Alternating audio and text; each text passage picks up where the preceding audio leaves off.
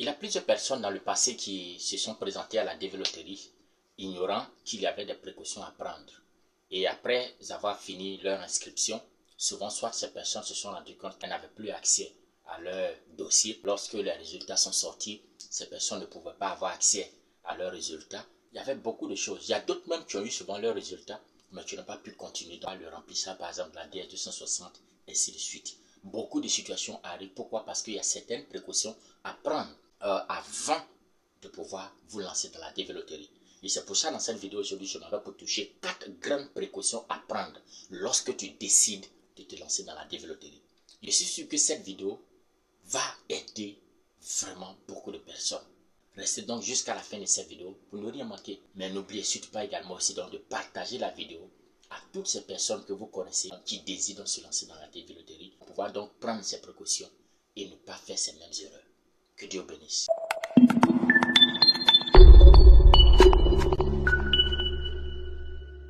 Shalom, shalom, moi c'est le frère Joël Kwame. C'est avec un réel plaisir d'être avec vous sur ma chaîne Dieu dans nos affaires. Sur cette chaîne, nous encourageons tout le monde à investir, à ne pas avoir peur d'investir.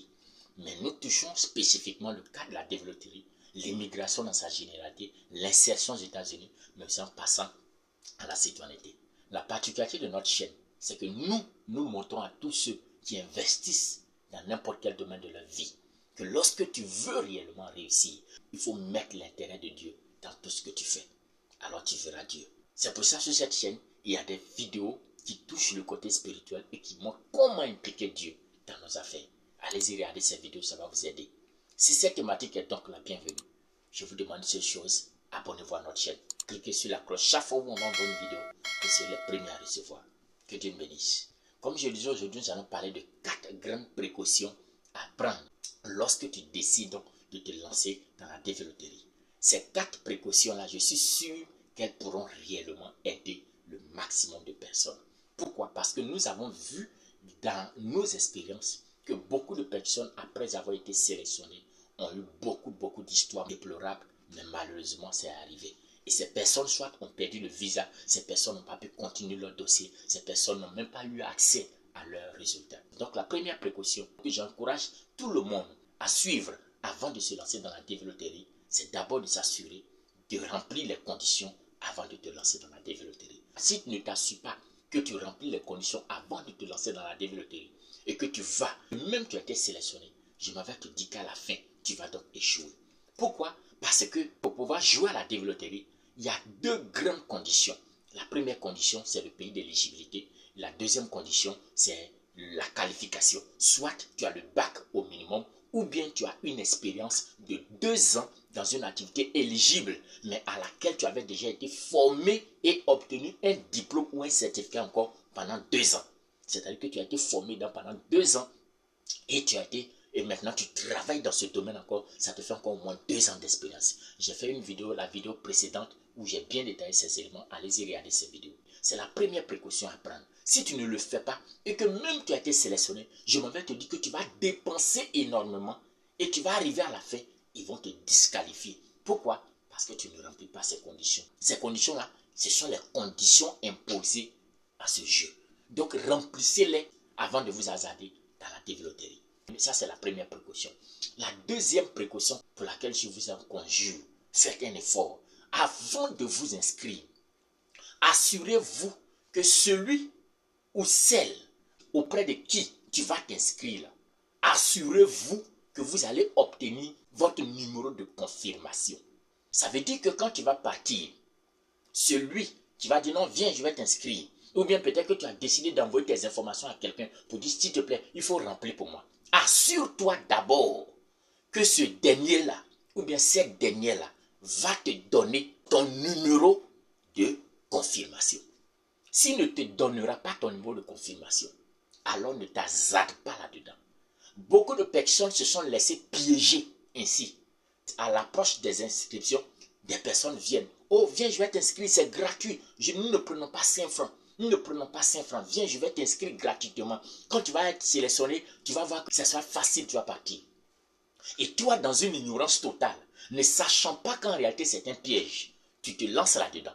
Tu finis de faire ton inscription. Il te dit non, j'ai fini, tu peux partir. Quand tu vas être sélectionné, on va te faire signe.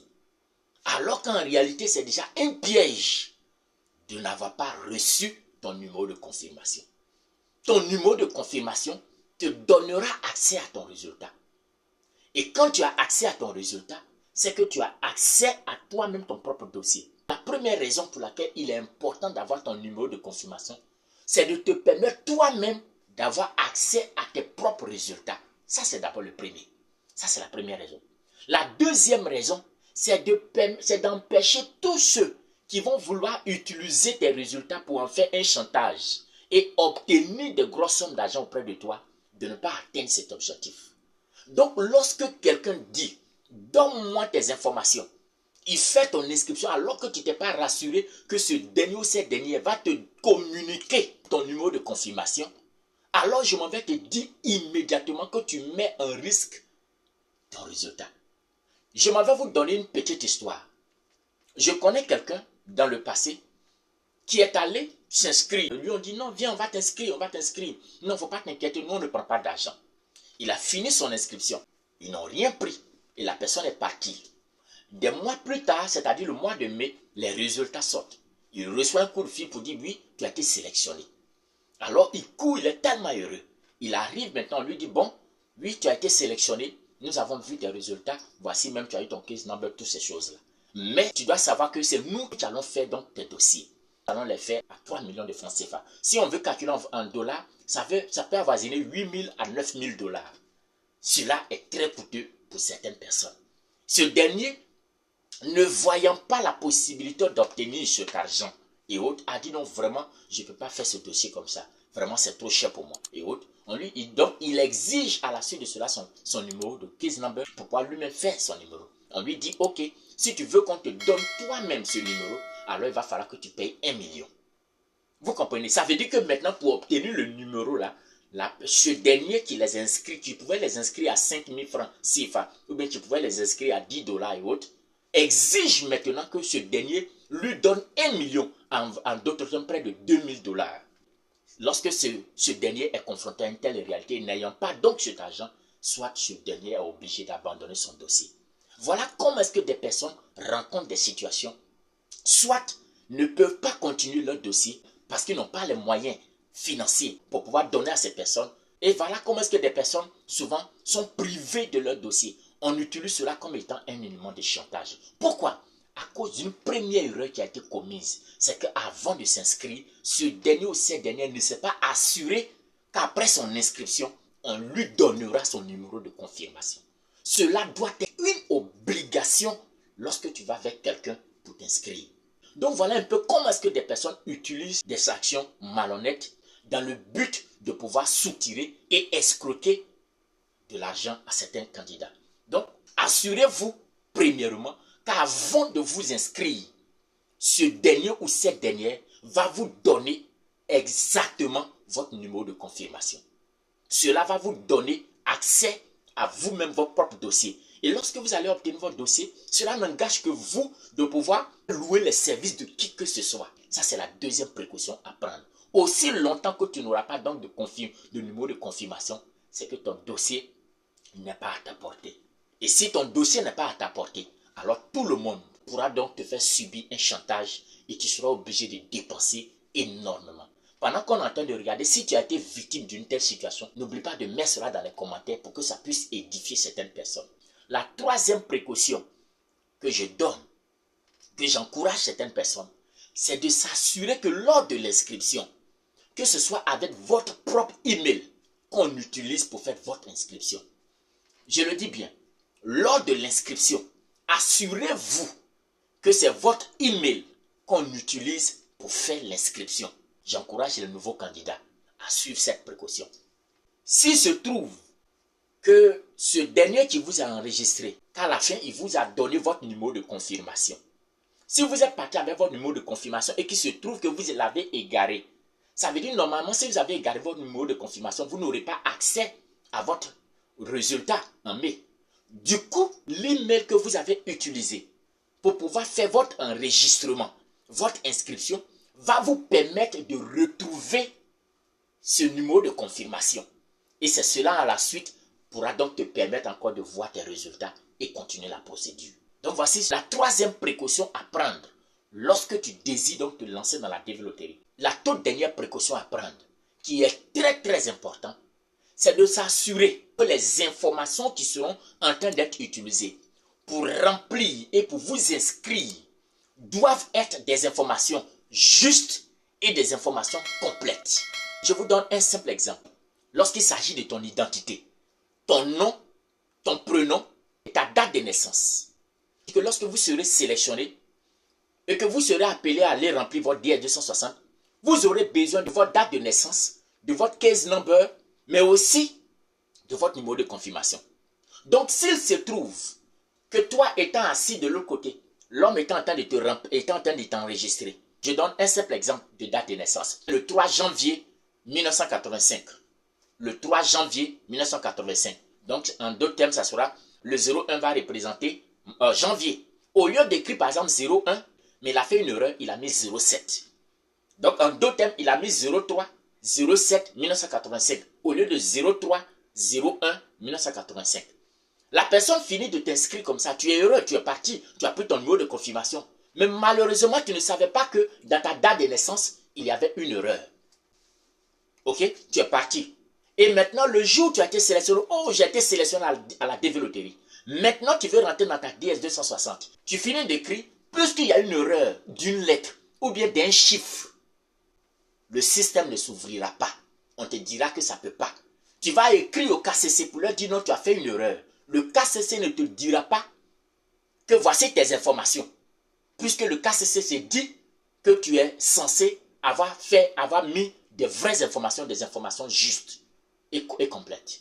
Donc voici, lorsqu'il s'agit de tes identités, débrouille-toi de regarder quel est le nom complet qui est marqué lors de l'inscription.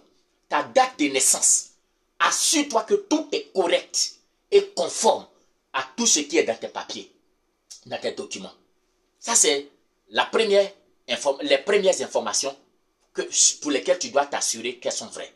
Deuxième information, c'est lorsqu'il s'agit des informations matrimoniales. Je le dis bien, des personnes arrivent souvent sur des lieux d'enregistrement et ils disent ouais, je suis marié, mais malheureusement, il est venu seul. Comme il est venu seul, alors celui qui a été l'inscrit dit, oh bon, faut laisser, on va juste mettre célibataire. Ou bien sans même dire à la personne, il n'y a pas de souci. Et puis il sélectionne là-bas célibataire et il continue. Pourquoi? Parce que ce dernier ne veut pas perdre ce client. Et comme il ne veut pas perdre ce client, il sait que s'il dit à la personne que non, tu as besoin d'envoyer, de venir avec ta femme pour qu'on puisse le prendre en photo, ça peut lui faire perdre ce client. Donc qu'est-ce qu'il fait? Il remplit là-bas tout simplement en mettant célibataire et puis il continue. Le fait que tu n'as pas vu là-bas qu'il a mis célibataire va te causer le visa à la fin. Parce que dedans, ils t'ont mis célibataire alors que tu es marié. Et quand tu arrives devant, tu auras donc des difficultés. C'est par là que d'autres commencent à aller maintenant falsifier certains papiers qui peuvent être préjudiciables pour leur dossier. Et si à la suite de cela, cela a été découvert, tu es capable de te fermer toi-même l'accès aux États-Unis. Célibataire sans enfant, tu mets célibataire sans enfant. Si tu as des enfants, tu les mets. Si tu es marié réellement à la mairie, et que tu as reçu ton papier de mariage, alors tu insères dedans que tu es marié. Voici deuxième type d'informations pour lesquelles tu dois t'assurer qu'elles sont justes et qu'elles sont complètes. Troisième type d'informations pour lesquelles tu dois t'assurer qu'elles sont complètes et qu'elles sont correctes, c'est le niveau intellectuel, le niveau d'éducation ou d'expérience professionnelle. Il y a des personnes qui sont parties. On leur demande quel est le plus haut niveau que tu as. Sans même souvent demander, il met là-bas niveau universitaire. Et puis il continue. Alors que la même question est posée dans la DS 260 quand tu seras sélectionné. Et on te pose la même question là-bas. Quel est le haut niveau d'études que tu as atteint? Et la même personne qui avait dit là-bas, niveau universitaire, ça va dire là-bas, niveau bac. Vous ne voyez pas même que les deux informations concernant la même personne ces deux informations vont attirer l'attention de ceux qui vont traiter votre dossier. Je veux simplement dire que ces 4 précautions à suivre. Premièrement, remplir les conditions. Pour connaître ces conditions, ma vidéo précédente montre les conditions. Allez-y regarder cette vidéo. Deuxième précaution, assure-toi avant de te lancer que celui qui va faire là, il va te donner ton numéro de confirmation. Ça, c'est la deuxième précaution. Troisième précaution, assure-toi que c'est ton email qui sera utilisé lors de l'inscription. Et la quatrième précaution, assure-toi que les informations qui seront mises, à savoir ton identité, ton nom, prénom, ou bien également aussi ta date de naissance, doivent être correctes. Ta situation matrimoniale, tu es marié, réellement à la mairie, tu mets marié. Tu n'es pas encore marié, même si tu as fait la dot, ne mets pas marié, tu mets célibataire. Si tu avais des enfants, alors tu l'inscris. Au niveau de l'éducation et au niveau aussi de l'expérience professionnelle, voilà donc quelque part les 4 grandes précautions que je me suis rendu compte après quelques années d'expérience, que beaucoup de personnes souvent ignoraient et qui les rattrapaient terriblement. Dans la vidéo prochaine, nous verrons les éléments qui peuvent vous disqualifier dès le départ. N'oubliez surtout pas, restez avec nous, c'est rester scotché. Je suis sûr que la vidéo qui viendra encore pourra réellement vous aider. Partagez la vidéo, donnez-moi un like si vous l'avez aimé, mais surtout, abonnez-vous à notre chaîne. Que Dieu nous bénisse. À la prochaine.